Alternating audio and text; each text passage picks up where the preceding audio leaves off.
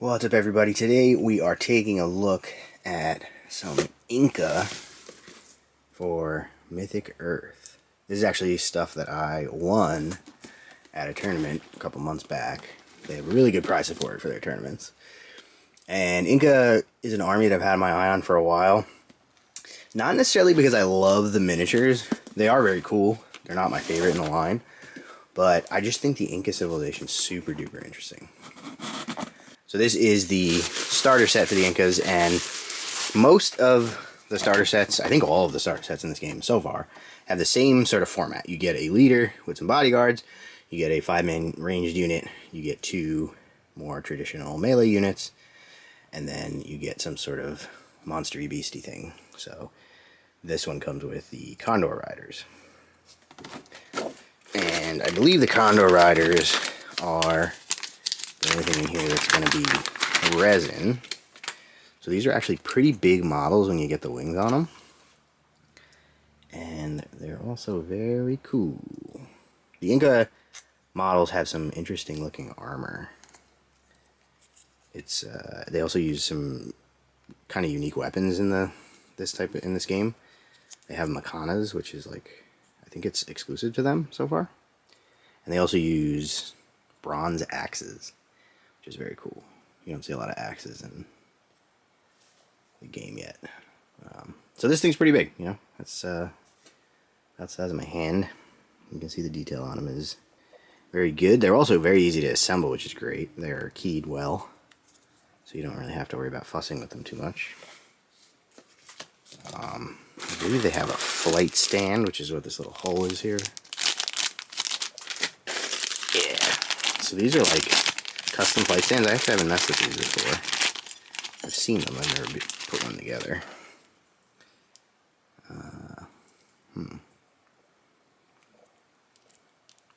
I don't know how this works.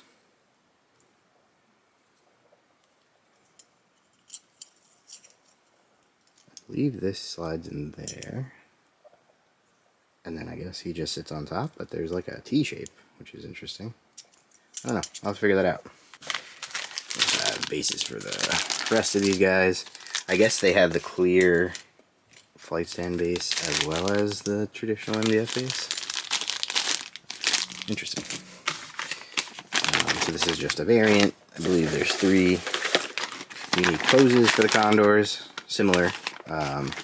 Interestingly, they have bows, as you can see there, but you can equip them with drop rocks, which I guess is like Ewok style, fly over their head and throw rocks down on them, which is fun. I like it. Seems like it'll be good in the game as well.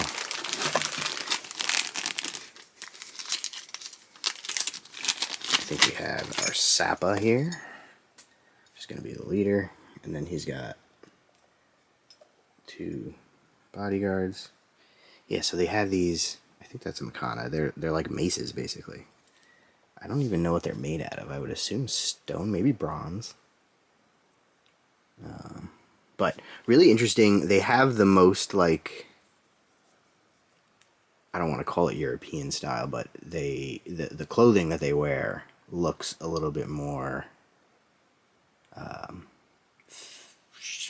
I guess, full featured. I don't know how to describe it. They're not like my Taino army, for example, has like loincloths on, and that's about it. The North American native and the Inuit obviously have very distinctive clothing types. These are a little bit weirder, a little bit more unusual, I guess. They look very royal to me. They look very regal. It'll be fun to paint these guys up. I love the headdresses. Headdresses are my favorite thing about this game in general. All of the factions, well, most of the factions have some really interesting headdresses. And even like, so we have like a buckler shield. I guess that's a little bigger than a buckler. So these really are like the closest thing we have to a traditional like European style army so far, which is interesting.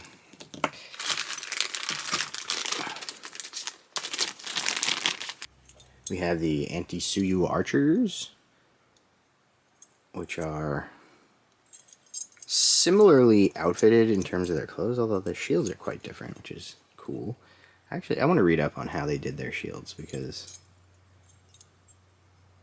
I don't know what they're made out of, but they're interesting.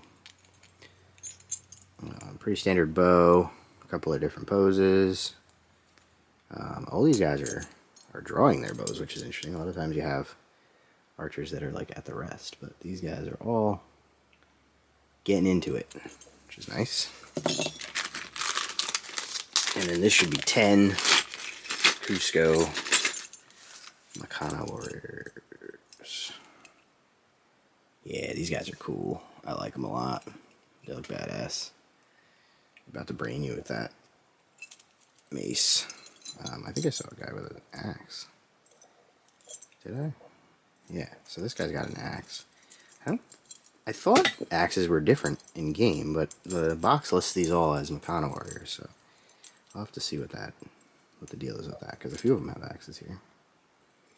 Obviously, these are metal models, so a lot of the bits are going to be slightly bendy, but so far I've never had an issue with them breaking. You just have to be careful when you bend them back. That's not so bad.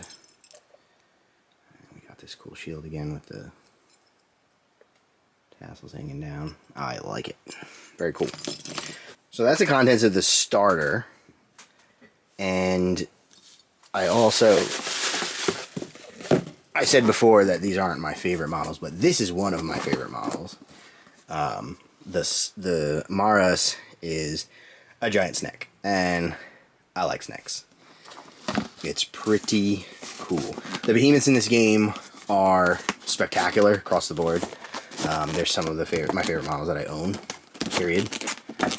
And a decent chunk of the reason I wanted to go with the Inca is because of the Maras. Giant snake monster. So that's his body. The cool thing about one of the cool things about the behemoths is that they often come with like scenery features. So you get this like statue that it's climbing up, which is really cool. The Quetzalcoatl is also like climbing up a ruined building, which is sick. And I mean, you thought your huge macroheatles were cool. Look at this. Look at this puppy. That's bigger than most models in your army. It's got its own special rules. I forget what it's called. But he's actually got like 2 ways he can fight with it. He can do like a big super swing that does a lot of damage to one thing, or he can do like a sweeping swing to hit multiple targets. It's pretty epic. I don't know how you would make a macroheatle this big, but presumably they figured it out. So this guy comes in a couple of pieces. These guys are also resin, of course. And we have the head here. Mr. Snack. Pretty sick.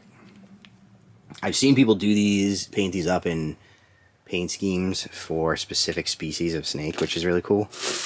I'm going to have to look into it and see what kind of, what species I want to try to paint it up as. So that's the head, or that's the body rather, and the head will stick on the front. And then all of that sits on top of this. And then, so this is interesting. So these are casted. I did a video a while back on their production facility. You can see how these get made, which is pretty cool. But interestingly, so that's the base. I wonder if this is a vestige of the earlier rule set, because that's like the scenic base that he's on, but then that's the size of that his base is supposed to be. So with the other ones, what I've done is I've sort of built up some terrain around the outside to blend everything in, so the scenic base looks the right size, and it's not hard to do. It's actually a fun little project. But then that makes it have the appropriate presence on the table. It's very, very large, considering that, you know, that's a big base, and that's what a typical infantry guy is on. The bases in this game are actually a little bit oversized, which I love, especially because they're metal models. They don't tip over easily. Unfortunately, a lot of games, the bases are too small, and then the models tip over and bend and break, and it's no good. So in this game, they have erred on the side of bigger bases, which is a great idea in my opinion. Oh yeah, so this is like the feet of the statue. That's funny. So that is the correct way, I believe. yeah, I'm looking forward to painting this guy up. It is quite an imposing model. This doesn't really do it justice, unfortunately. But I've done other videos where you can see the painted studio versions that they have in the store. I think there's 2 of them, actually. And they even, if I remember right, I think they have a 3D printable weapon variant. So you can switch that for a Makana, I think. I don't think I will, because the Macoidals are the coolest thing, period. And even though Makanas are dope, I think I want to stick to the giant Macoidal, because, like, look at this thing. That's a dude. The handle is almost as tall as he is, and that's the blade. So, you know, that'll have no problem cutting you right in half. Pretty cool. I haven't played the Inca yet. I know they are a little bit on the elite side of things. They tend to be pretty well armored, as you can see by the models, which is cool. I don't know what their thing is. I think they're really good with magic. I believe I have a magic user around here. I think they're one of the armies that's like the most focused on magic after Aztecs. So I'll be interested to get them on the table and give them a shot. It's funny because I played the Maya at the tournament a week or 2 ago, and that was the first time I played anything but the Aztecs, and it was cool, but I really want to play the Taino and the Inca, so I'm hoping that I'm going to get some games in locally. Hopefully I'll get to record some of them even, and show off how those armies work. Interesting poses. These guys have some unique stances on them, I feel.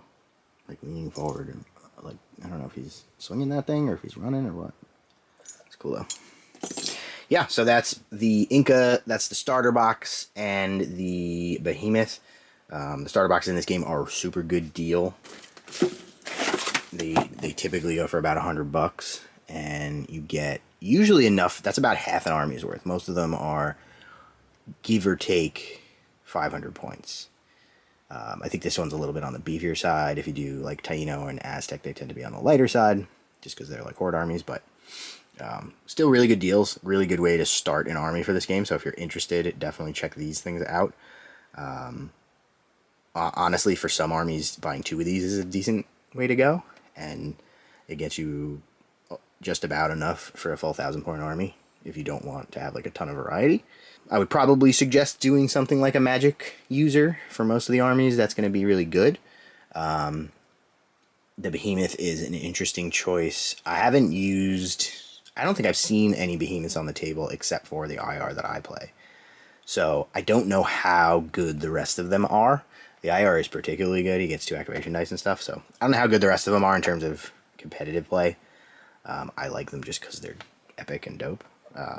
But if you're looking to start an army, definitely grab a starter box. They are super good value. And then maybe play a game or 2, see how it goes, and then decide kind of where you want to expand from there. I know if you have like a play group, they do a deal on their website where you get all of the starter boxes for the price of like 5 or 6 of them. I don't know. There's a deal where you buy all the starter boxes, you get them a really good price. So if you are trying to get a scene going by you and you have a few people that want to get in on it, that's not a bad way to go. You can see a lot of variety that way, and you can also start multiple armies if you want to do that, or like entice some other folks to get involved with you. But that's it for the Incas. Hopefully, I think I'm going to finish my Taino army first, because they're like halfway painted at this point. They're based, and like I have their skin done and a couple of units are finished, so I got to get working on those, and then this will definitely be my next project. I have a handful of other units for them already, including the little snake men, which are cool. They're actually crux units, so they can go in other armies in a limited capacity. So I'm going to try to get this thing all up and running, and hopefully you'll see it in a battle report soon. But that's all I got for now. I want to send a huge thank you to the Extremely Cool Kids tier on Patreon, the Steam Proud Scoundrels, Dogmatize, Spanner Rider, Dynat, Rob Younce, Tom Likely, and Russets. Thanks for watching.